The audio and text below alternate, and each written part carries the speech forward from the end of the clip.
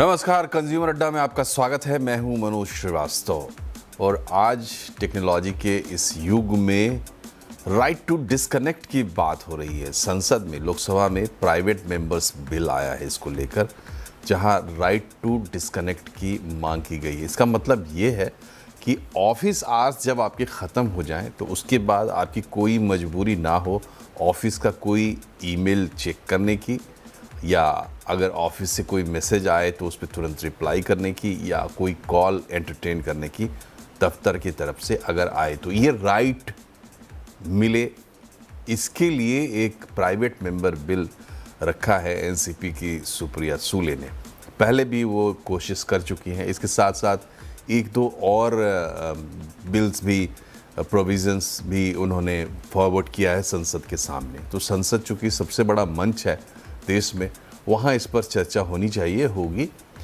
लेकिन हम इस पर चर्चा करना चाहते हैं कि जो कामकाज का माहौल है हमारे देश में एम्प्लॉयज़ के लिहाज से और एम्प्लॉयर्स के लिहाज से, इसके क्या मायने हो सकते हैं कि आपकी ड्यूटी अगर 8 घंटे की है तो 8 घंटे के बाद आप फ्री हों अपनी आम जिंदगी के लिए और ऑफिस के बारे में आपको कोई चिंता करने की ज़रूरत ना पड़े।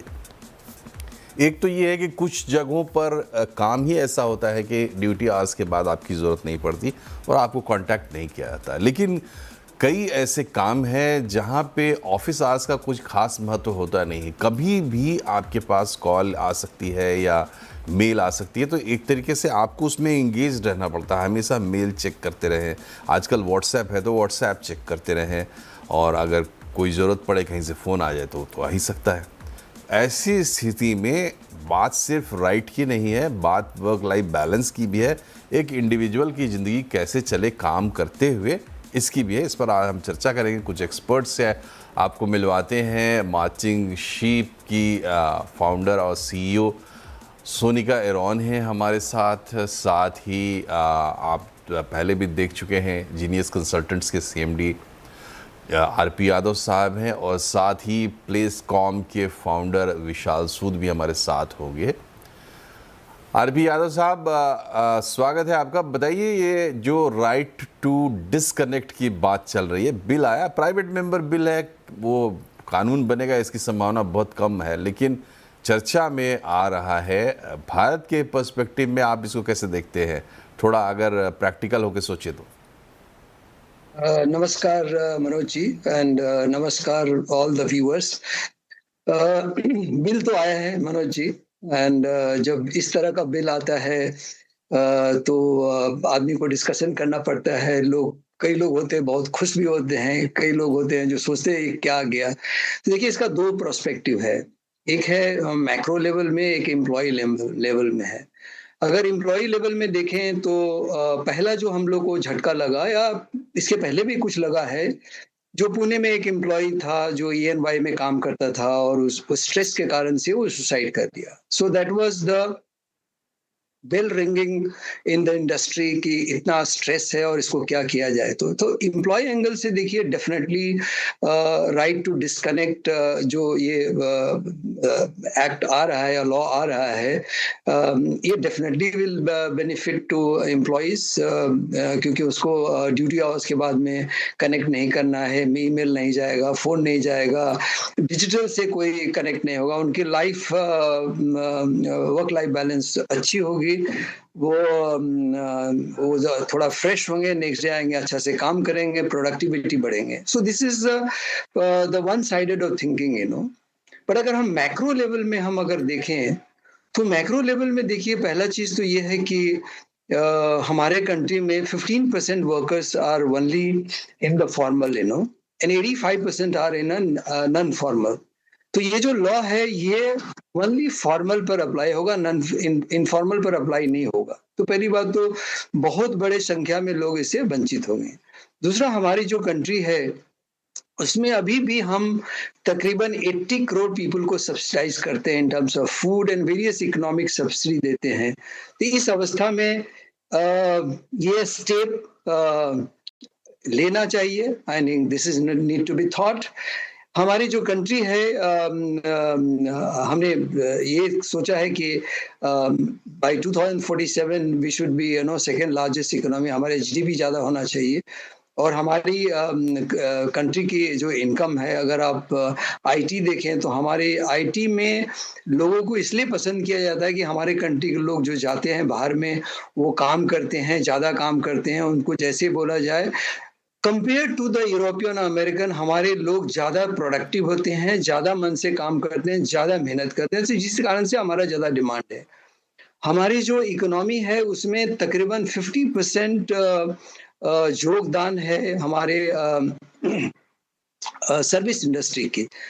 अब ज़्यादातर जो कनेक्ट करने की ज़रूरत होती है, वो सर्विस इंडस्ट्री में होती है। देखिए, मैन्युफैक्चरिंग में तो फैक्ट्री है, वहाँ लोग काम करते हैं, काम करे चले गए, उसके बाद में कनेक्ट नहीं है। बट जहाँ पर बीपीओ है, कॉल सेंटर्स है, आपको टेलीकॉम इंडस्ट्री है, जितने भी बैंकिंग है, सारे इंडस्ट्री जो सर्विस इंडस्ट्री होते हैं, जिसमें ट्राइपार्टाइट होता है, जिसमें एक एम्प्लॉय होते हैं, एक एम्प्लॉयर होता है और एक क्लाइंट होते हैं। तो जब हम क्लाइंट का काम करते हैं तो हमें कुछ न कुछ पेंडिंग काम रहता है, उसके कारण से कनेक्ट करते हैं, तो उस पर भी इफ़ेक्ट आएगा।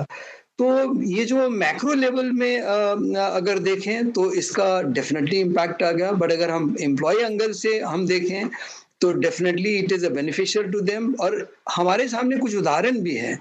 ये देखिए, सिर्फ़ यूरोपियन कंट्री में ज़्यादातर अप्लाई हुआ है। कुछ ऑस्ट्रेलिया में हुआ है, ये 2 जगह है जहाँ पर ज़्यादा एप्लीकेशन हुआ है। अदरवाइज़ अमेरिका हुआ या कनाडा हुआ या एंटायर एशियन कंट्री हुए, कहीं भी ऐसा अभी तक एप्लीकेबल नहीं हुआ है।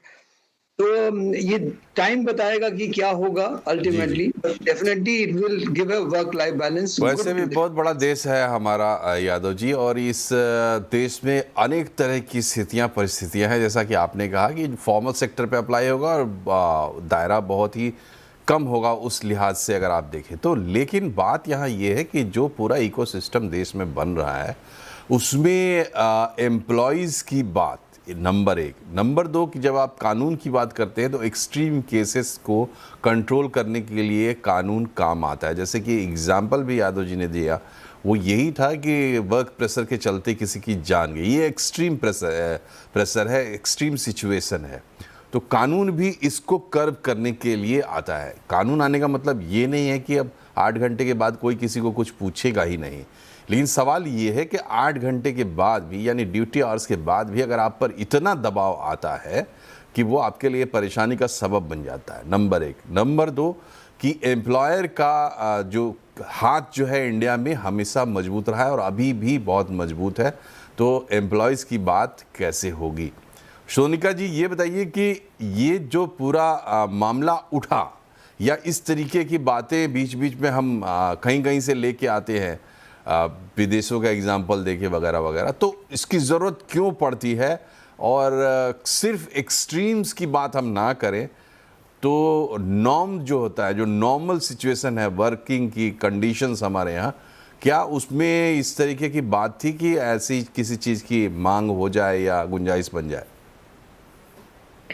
तो देखिए, सबसे पहले ये वर्क लाइफ बैलेंस का जो इशू है एम्प्लॉयज के लिए, ये इशू राइट आइडेंटिफाई हुआ है, क्योंकि कहीं भी जब हम काम करते हैं तो देर आर सिचुएशंस जब के वर्क प्रेशर बहुत ज्यादा होता है। अब जैसे अगर आप कोई कंज्यूमर कंपनी ले लीजिए, बीपीओज वगैरह की नहीं भी अगर बात करूं, तो कंजम्पशन जब ज्यादा बढ़ता है त्योहार के टाइम पे या सेल होती है, तो उस टाइम पे एम्प्लॉयज पे बहुत प्रेशर हो जाता है।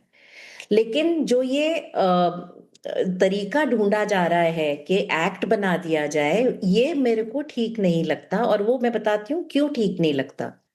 क्योंकि एक्ट जो है वो एक तो इम्प्लीमेंट कैसे होगा, कब होगा, आप उसको कैसे डिफाइन करेंगे, क्योंकि कुछ कुछ ऐसी सिचुएशंस आएंगी जहां पर हमको एम्प्लॉय को, किसी भी एम्प्लॉयर को या मैनेजर को एम्प्लॉय को कॉल करके हो सकता है कुछ पूछना पड़े। तो वो सिचुएशन में एम्प्लॉय ये ना बोले कि मैं तो नहीं फोन उठाऊंगी या उठाऊंगा क्योंकि ये तो एक्ट आ गया, ये तो मेरा राइट है। लेकिन जो दिक्कत एक्चुअली है वो अभी भी कहीं पर एड्रेस नहीं हो रही है, और वो ये है कि एम्प्लॉयज से काम कैसे करवाना है। वो जो एक कल्चर होना चाहिए कंपनी में जहाँ पे एम्प्लॉय को रिस्पेक्टफुली उसके साथ काम करा जाए, उसको एनेबल करा जाए, वो जब घर जाए उनको बेवजह परेशान ना किया जाए। एक ऐसा कल्चर ना हो कि अगर बॉस बैठे हुए हैं ऑफिस में तो सबको ऑफिस में बैठना है। ये सारी चीजें जो हैं अगर कॉर्पोरेट सेक्टर उसको एड्रेस करे तो हमको इस एक्ट की जरूरत नहीं है। तो मुझे ऐसा लगता है कि ये नौबत आई इसलिए है कि कहीं पर हम लोग ग्रो इतनी फास्ट कर रहे हैं कि मतलब कॉर्पोरेट्स में लोग को इतनी जल्दी जल्दी प्रमोशन बन के मैनेजर्स बन रहे हैं, लेकिन उनको किस तरह से लोगों के साथ डील करना है, उनकी प्रॉब्लम्स कैसे सॉल्व करनी है, उनको कैसे रिस्पेक्टफुली ट्रीट करना है, वो ट्रेनिंग नहीं दी जा रही। तो मेरे ख्याल से एक्ट से कुछ नहीं होगा, इस लेजिस्लेशन से कुछ नहीं होगा, इससे और प्रॉब्लम्स बढ़ेंगी।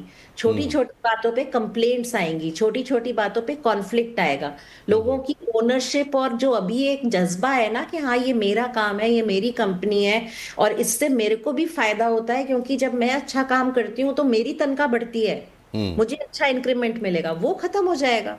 फिर आप कैसे प्रोडक्टिविटी ड्राइव करेंगे? ठीक बात तो है। तो ये सोचा नहीं है पूरी तरह से। मेरे ख्याल से इसका सॉल्यूशन कहीं और है और हम कहीं और ढूंढ रहे हैं।